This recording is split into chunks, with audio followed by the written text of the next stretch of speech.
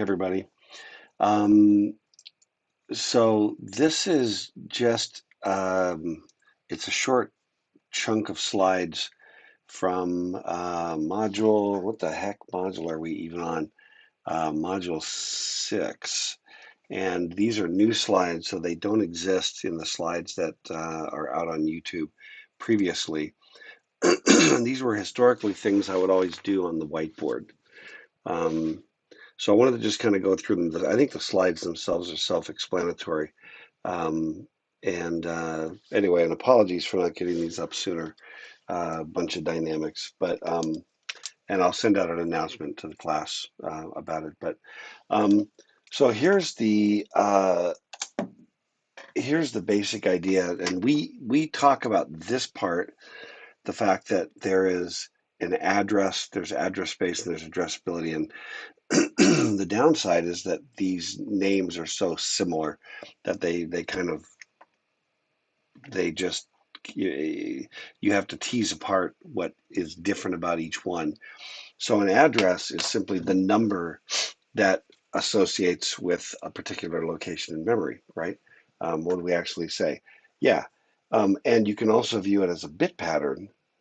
So any number is a bit pattern. So you could say it's a bit pattern, you could say it's a number, you could say it's an unsigned integer, and it will be an unsigned integer.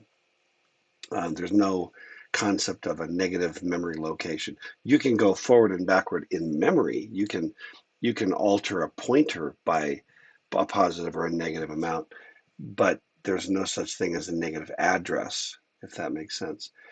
The address space has to do with just how many unique locations there are, how many spots there are, okay? And whatever the number of bits is, the reason that it's important to talk about bit patterns as opposed to simply the number is that the bit patterns, you have to view these things as bits in order to understand or to talk about how many memory locations in terms of n. Okay, so if you've got an address size of n bits, like if I have a 3-bit address, right? I can articulate 8 different locations from 0 to 7. If I have a 4-bit address, right, I can articulate between 0 and 15 individual addresses. Okay. And so obviously 2 to the 4 is 16, 2 to the 3 is 8. So that principle then just expands. If I have an 8-bit address, then I can have 2 to the 8th addresses. If I have n-bit address, I can have 2 to the n. And then finally, the addressability is simply a statement about what's the data size at every location. What's the amount of number of bytes at every given location. When the answer is 1, we say that it's byte addressable, meaning that I can address every single individual byte in the memory. That's uncommon in modern computers or in regular big, multi-purpose computers.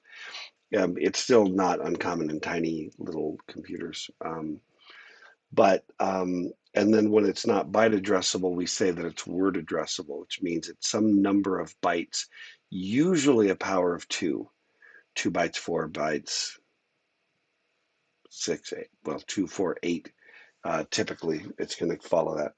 So what I wanted to do was just walk through an example, and then this is going to look like the homework, which is going to look like some questions on the quiz, on the module exam. So we're going to imagine that we've got a computer that has 64 gig of RAM. Now, remember that you got to remember and just kind of keep it in your head that 2 to the 10th is a K, 2 to the 20th is a meg, 2 to the 30th is a gig. And so you've got gig means, there's 2 to the 30th. 64 is 2 to the 6th. So that number is 2 to the 36. So we'll break that down. But you've got that much RAM, means that's how many bytes you've got. You have 32-bit addressability, which means you've got 4 bytes at every location, at every address, okay? So this is the talking about the how much RAM that is. 64 gig of RAM is about 64 billion bytes, and then that's how you get there. Okay. 2 to the 6th is 64. 2 to the 30th is a gig, a billion, and therefore 64 billion bytes approximately, or 64 gig, is 2 to the 36 individual bytes. Gigabytes, billion bytes, bytes. Everything here is in terms of bytes. 32-bit addressability is plenty simple. It's simply every location has 32 bits, so therefore every location has 4 bytes. 32 divided by 8 gets you 4. Okay. So, so to translate that, I've got 2 to the 36 bytes of memory, and there's 4-byte addressability. How many addresses are in this computer? Okay, that's the first question. How many addresses? I've got 2 to the 36 individual bytes. There's 4 bytes at every address. This is simple math. 2 to the 36 divided by 4 bytes per location, right? And if I've got 10 cartons of eggs and every carton of egg has 12 eggs in it, how many eggs do I have? This is elementary school algebra. And the answer would be 10 times 12. Well, if I've got 120 eggs and I tell you that all the eggs are in cartons with a size of 12 each, how many cartons do I have? 10. That's all. So all that addressability is really telling you is how many eggs are in a carton. And I won't belabor it because this is literally elementary school math. And if that concept is tough, you've got to double back and retake some math. Or you're going to just be in a world of hurt going forward. All right, so 2 to the 36 bytes of memory divided by 4. Another way to look at that is 2 to the 36 divided by 2 to the 2, because 4 is 2 to the 2.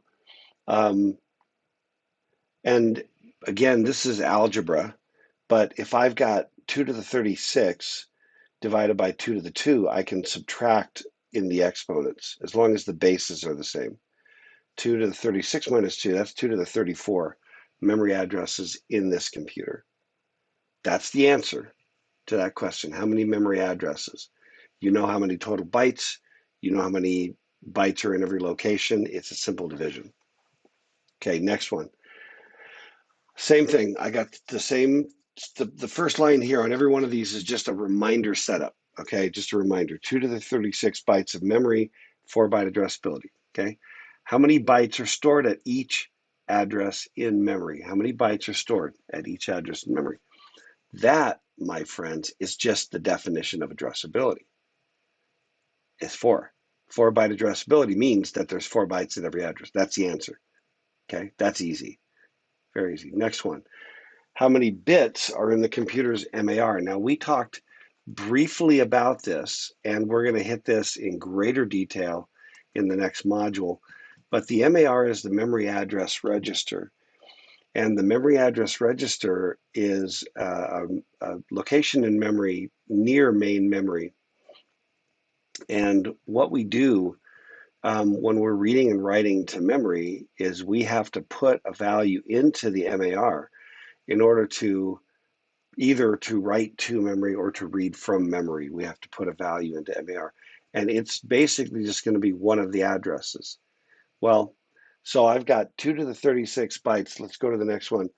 So the MAR has to be big enough to hold an address. So this is one of those where the answer is going to be at least whatever, okay? But it could be bigger, but it can't be smaller. There are 2 to the 34th memory addresses in this computer. Okay, remember from the first question that we asked. There's 2 to the 36 bytes of memory, but there's 2 to the 34th memory addresses. Okay, now we go back to the first thing that we talked about, which is this exponent. If I've got 2 to the third, I've got 8 locations. If I've got 2 to the fourth, I've got 16 locations. If I have 2 to the n, I have n locations. That's it. So there's 2 to the n, so there's 2 to the 34 memory locations. There are 34 addresses, sorry, 34 bits in the address. Therefore, the MAR has to be at least 34 bits in order to hold on to it. Okay, and I think this is the last one, if my memory serves me correctly. How many bits are in the computer's MDR? Now, the MDR, again, we talked about the MAR and the MDR. The MDR is the memory data register. That is the data that's coming into the memory or the data that's being read out of the memory. Okay? The memory data register or data register, depending upon how you prefer to say it. So the MDR has to be big enough to read and write the contents of an address in memory. So you're back to the same question, how big is an address in memory? An address in memory, it's the same as addressability. I've already got 4-byte addressability. There's 4 bytes at each address. So the MDR in this case would have to be 4 bytes long. So 8 times 4 is 32. So the answer would be 32 bits. That's it. So the MDR has to be 32 bits. That's it. That's all of the sort of memory math questions that are not in the slides that I pointed you to. So anyway, that's it. I hope that helps. It's like I said, it's mostly self-explanatory, but hopefully that helps just a little bit.